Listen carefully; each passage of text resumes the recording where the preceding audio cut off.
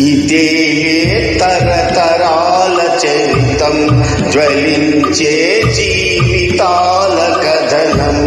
ఇదే తరతరాల చరితం జ్వలించే జీవితాల కథనం. పగేయో ప్రాణమయ్యేనా, ప్రేమలే దూరమయ్యేనా, నిరాశే నింగికెగసేనా, ఆశలే రాలిపోయేనా.